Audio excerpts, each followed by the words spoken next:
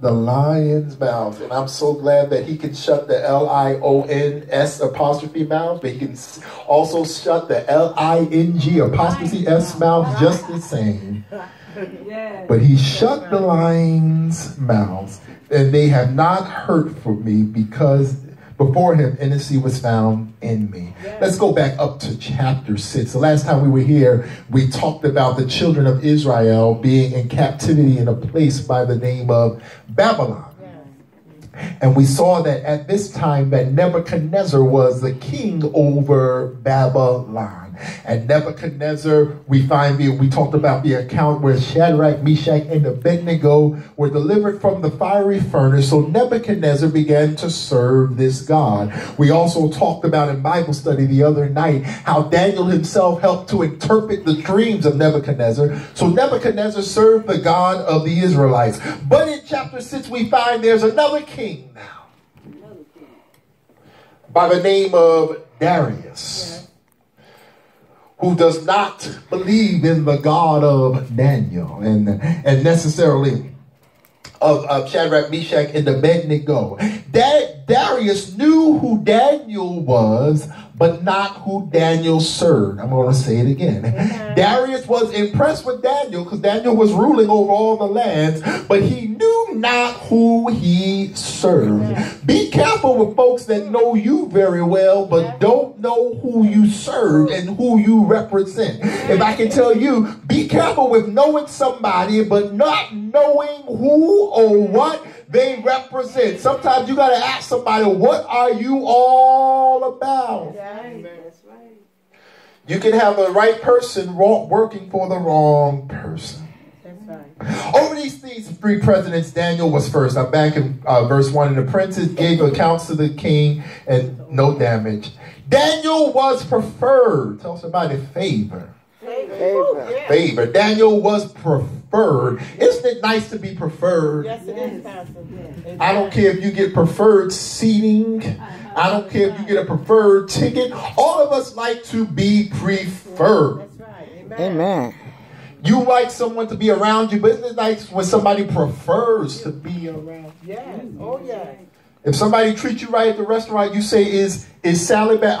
Well, is Sally there? No, Sally says she's going to be on Wednesday. Which table is Sally's table? Because you know Sally going to treat you right. Amen.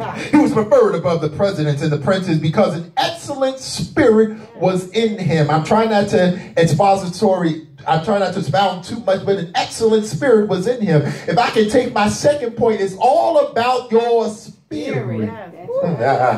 Many of us walk around with the wrong attitude and the wrong spirit. Some of us aren't blessed not because of who we're around or what we did, but simply because we got a bad attitude. All right. Amen. Amen. That's right.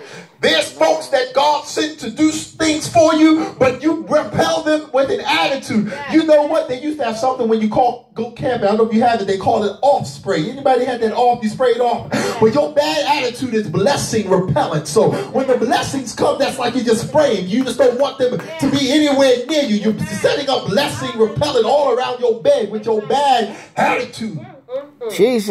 Amen. I learned stop leaving the house with, Lord have mercy, I'm talking to me this morning. Stop leaving the house with a bad attitude, frowning at everybody. I just ain't in the mood today. I just don't feel like it today. You don't know what is in store for you, but you missed it because you had a bad attitude. Jesus. I heard a preacher say you can be at the right place at the right time, talking to the wrong people with a bad attitude. Amen. Because an excellent spirit was in him, and the king thought to set him over the whole realm. Darius, who was another king, saw David's spirit. David didn't interpret his dreams. That's all to you. David didn't have to give him any magic tricks. David didn't have to sing for him, but because of his spirit. I stopped by to tell you God will put you in high places because of your spirit. You can't give a prophecy to everybody. You can't give a scripture to everybody. You can't say Jesus saves everybody. Sometimes you just need to have the right spirit. That's right. Amen. Sometimes you just need to have the right attitude. So the king put him over the whole realm. Verse 4, the presidents and the princes went to Daniel for advice. They find an occasion. But then the presidents and the princes, sought to find an occasion against Daniel concerning the king. But they could find nor occasion nor fault because he was faithful. They were looking for something to be wrong with him. If I can break it down, they were waiting for him to mess up. There's some folks that's waiting for you to slip up. Jesus. Isn't that something when you make it your full-time job to find something bad about somebody else? But the Bible declares in verse 4, they could not find because he was faithful. Amen. Then these men said in verse 5, we can't find any occasion against this Daniel. We can't find anything against him concerning the law of the God, but of his God. But they still couldn't stand him because of his favor. Amen. Verse 6, then these presidents and princes assembled together to the king and said to the king Darius, live forever. All of us, the presidents of the kingdom, the princes, the governors, the princes, the counselors, and the captains, have consulted together to establish a royal statute and to make a decree that whosoever shall petition any god or man for 30 days except the king, he shall be cast into the den of the lions. Yeah. They went to the king and said, we've been thinking, just after clear blue, because you're such a great king, because of who you are, you ought to make everybody for 30 days call out no name but your name. Can I tell you that they appealed to the king's flesh? Now the king felt kind of good when he heard that. He said, well, I am the king. They shouldn't be calling on anybody else but me. This sounds kind of good. Remember, the king knew about Daniel, but he did not know who he represented. He just knew about his excellent spirit. Jesus. So they said, verse 8, now king establishes the decree, sign it, put it in writing so it can't be changed according to the laws, which alters not. Which means what was something about the king's signature. I know we have things, I know we're trying to repeal and replace today and things of that nature. But once the king signed something, he himself couldn't undo what he signed. Bible says that Darius signed the decree. Then Daniel, now verse 10, Daniel knew that the writing was signed. He went to his, when Daniel knew the writing was signed, he went inside his house in the windows and the open chamber, and he kneeled his knees 3 times a day and began to pray and thanks God as he'd been doing the whole time. But right while he was praying, these men assembled. They found where he was. See, Daniel was praying and doing stuff in secret. But isn't something when folks don't have anything other to do but to be in your business? I might take something controversial, but can I just tell you the truth? You got to be careful about surround somebody who wants to be around you all the time. There might be a problem there. These folks was all up under Daniel, watching everything he do. And if I can just tell you this, I know the songwriter said it, but every step you make and every move you take, somebody, if I can just tell you that, somebody is always watching you. Don't you think for a minute somebody's not looking at you. Jesus. Amen. There's somebody across the street can tell you what time you left that house, when you dropped your keys, when you got in the car, if you had a Burger King bag in your hand, what color you was wearing to work. Somebody's watching. That's right, Pastor. There's folks you don't even know their name and know all your business now. Jesus. Right again.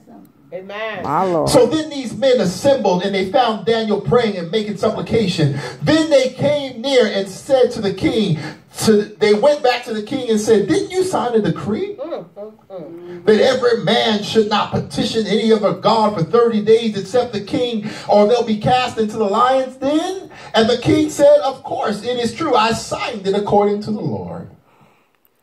They answered and they said before the king that Daniel one of the slaves that you made president and ruler over all the lands, did not regard you, O king. This sounds a little familiar from 3 chapters ago. Did not regard you, O king, nor the decree you signed, but makes his petition not once, not twice, but 3 times a day. Tell somebody, don't stop what you're doing. Don't stop what you're doing. The king, when he heard these words, he was upset with himself. Yes. And he wanted to deliver Daniel. And he thought, and he labored till the going down of the sun. How could he get himself, how could he get Daniel out of this mess? The king wanted to help Daniel. And if I can just take a side note before you use this, is going to come together in a minute. The Bible says words set on fire the very course of nature. You know what I learned about words? Can I tell you the truth? Go ahead, Pastor. Can I just tell you the truth? You can't take them back. You can only try to fix it. I'm going to say it My again. Lord. I'm going to say it one more time. Jesus. You know somebody say, I take that back. You cannot. Anybody ever did jury duty? Yes, sir. I don't care if they said strike it from the record. I don't care how many times. But you go back in that room, you heard what you heard. That's right. Yes. These men assembled and said to the king, now the law is that no decree or statute which the king made can be changed. The king commanded, and they brought Daniel, and they put him into the den of the lions. But before they put him in, the king said to Daniel, I now know about this God that you serve. This God that thou servest continually. I could do a sermon right there. Thy God whom thou servest continually. I'm going to say it again. Thy God whom thou servest continually. Not an on and off relation. See, I know y'all never been in those kind of relationships in your life. Just on and off. On sometimes and off other days. Y'all never had no maintenance. I'm sorry. But not on and off, but continually. The king said that he will deliver you. Yes. They placed Daniel in the lion's den, and a stone was brought, and they laid it upon the mouth of the den, and the king sealed it with his signature, and the signatures of the Lord, that nothing may be changed. The king himself went to his palace that night, and he began to fast. There were no instruments or music before him, and his sleep went from him. He could not sleep. He said, I don't want to sleep, because the king was worried about his friend Daniel. Sometimes two people can represent two different things. He was concerned about his king Daniel. But can I tell you something? I feel God right there. It wasn't just Daniel's faith that brought him out of the lion's den. But Darius the king had some faith too. That God was a deliverer. I stopped by to tell you sometimes there's folks in your corner and you don't even realize it.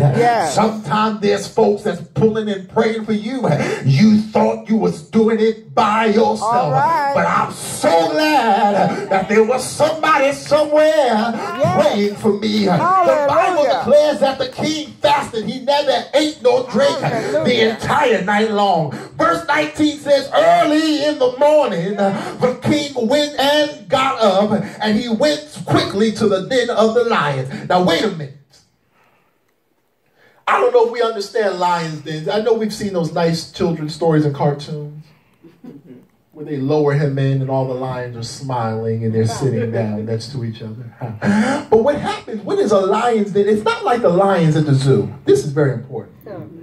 Anybody ever been to the zoo before? Yes, sir. The animals at the zoo are tranquilized. I'm going to tell you again. They are tranquilized so that they can be in a state of almost sleep.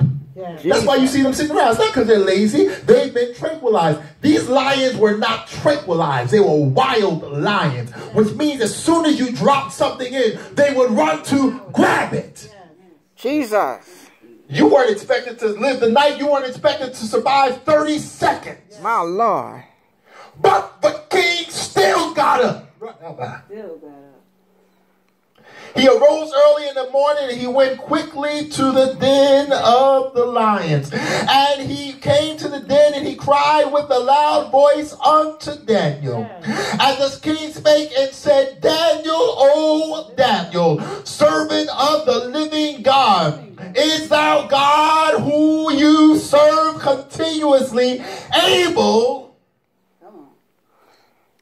to deliver you even from lions? Please tell somebody that he can deliver me from that too. Tell somebody else he can deliver me from that too. I hear the Holy Ghost. That which killed somebody else, he got enough power to deliver me from that too. That which took somebody else out, he got enough power to deliver me from that too. That's what caused somebody else to lose their mind. He got enough power. Amen. Hallelujah. To deliver me from that too. The king was yelling out. Jesus. Now somebody say this king is crazy, yelling out to a corpse. My Lord. But the king yelled out and said, are you able to deliver? Is it God? And then said Daniel. I'm going to say it again. Then said Daniel, hallelujah, in order for the king to know Daniel wasn't dead, I hear God, he had to talk. Sometimes in order to let the devil know that I'm back, you better open your mouth. Sometimes it's with your mouth. If he wouldn't have talked, he would have been trapped in the lion's den because there was a stone there. But he opened his mouth. Tell somebody, open your mouth. You better open your mouth. When God do something for you, when he deliver you, it was by the opening of the mouth. Hallelujah. Amen. Then Daniel said to the king, live forever. My God has sent his angel. He sent his angel right in the midst of where I was. In other words, God sent his angel right to the messy lion's den. Can I also tell you something else about the lion's den? It wasn't the most pleasant smelling place. I don't care what you saw. There was all kinds of lions mess and all kinds of stuff. There were dead bodies and carcasses. It was a stinky, dirty place. But God sent his angel to that stinky, dirty place right where Daniel was. I am so glad that God met me where I was. If I had to meet God, I'd never make it there. But I am so glad that God came to me in my sin. He came to me in my mess and he met me. Amen. Glory. Thank you, Lord.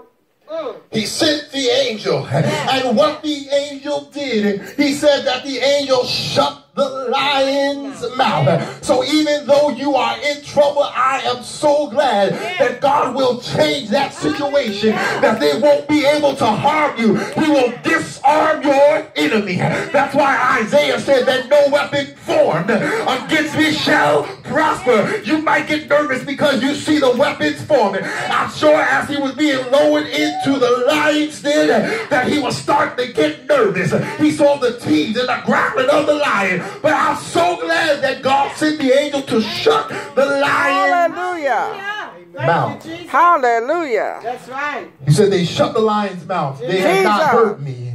For as much before him innocency was found in me. Yes. And also before you, king, have I done no hurt. King, I wasn't trying to do anything against you. Yes. Me praying to my God was not to hurt you. That's right. Verse 23. Now this is the second king. Now we heard Nebuchadnezzar's account after he saw Shadrach, Meshach, and Abednego. Now King Darius was exceedingly glad for him and commanded that they should take Daniel up out of the lion den. I can praise God there right now because Daniel went in and came out. Most folks who go in the lion's den don't come out alive. But tell somebody, I went through, but I'm coming back out. Don't tell them I went through the struggle, but I'm making it out. I'm not staying where I was. Tell somebody I went through, but I'm coming. I went through, but I'm coming out. Hallelujah. I'm coming out. Hallelujah. Yes. Daniel went in. Amen. But he came out. But he didn't just come out, because normally they would have picked up his bones. But I'm so glad that he came out, but he came out alive. Tell somebody I went through, but I'm coming out alive. I'm coming out alive and unharmed. It says, and no manner of hurt. Now, wait a minute. You would have, those lions have claws. They would have scratched him. They would have hurt him. It would have been a great testimony if Daniel was scratched up but still made it out.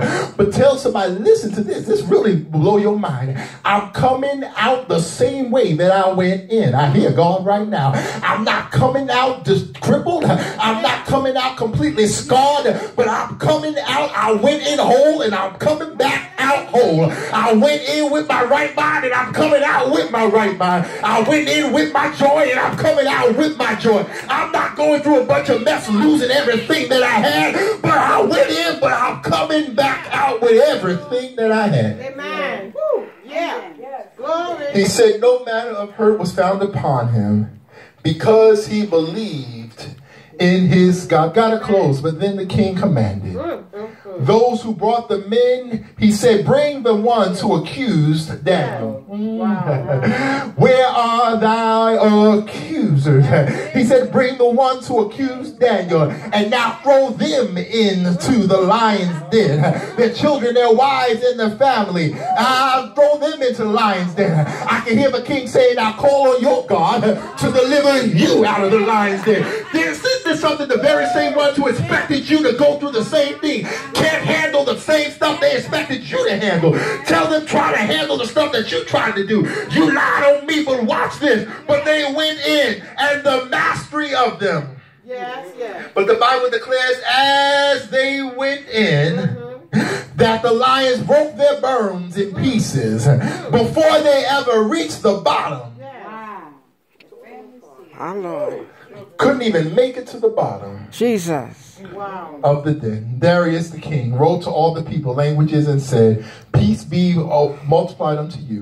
Nebuchadnezzar made a decree, and Daniel 3, and now the next king made a decree, and Daniel said, I make a decree that every dominion of my kingdom men tremble and fear before the God of Daniel, for he is the living God, stands fast forever, and his kingdom that shall not be destroyed, and his dominion shall be unto thee. And we got to close in the presence of the Lord, but tell somebody, thank God he brought me out. I stopped by to tell you, we saw the same thing with Shadrach, Meshach, and Abednego, and now we're saying the same thing with Daniel going into the lion's den. I stopped by to tell you that things, or there used to be another t-shirt that said something else, but I'm going to keep it Christian. Stuff happens. Amen. Thank you, Pastor. Life happens. Yes, it does. Yes, things happen. Yes, it does. You might actually get sick once. That's right. It happens. You might go outside and forget your umbrella. It rains. It happens. That's right. But just because stuff happens does not mean God does not deliver me from things and from stuff. Yes. Hallelujah. Daniel, Shadrach, Meshach, and Abednego were put in situations that took anybody else out. That's right. Just like the fiery furnace, the people who threw Shadrach, Meshach, and Abednego and the fiery furnace lost their lives and they weren't even in the fire. My Lord. The lions from the lion's den, when the other people were thrown in, the Bible declares that they couldn't even make it to the ground. And sometimes you ought to have a praise that you are in. If you ever been in something, you ought to be a praise that you made it in. Amen. That's right. Hallelujah.